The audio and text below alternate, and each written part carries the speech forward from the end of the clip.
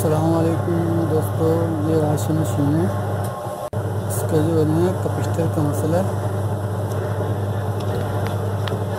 मेरे चैनल को सब्सक्राइब कर दें और घंटी वाला बटन भी दबा दें। ये बैटरी स्टार्ट होगी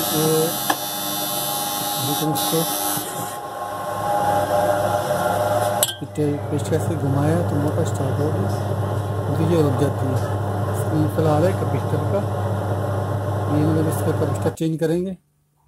इसमें ये लगा हुआ है कैपेसिटर का 15 यूएफ का कैपेसिटर लगा हुआ है।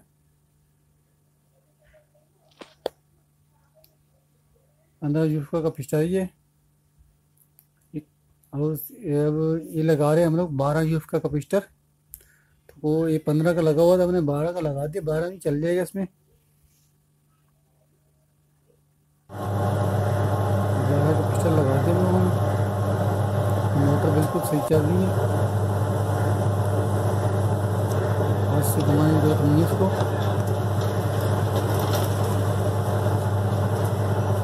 खुदा हाफिज़।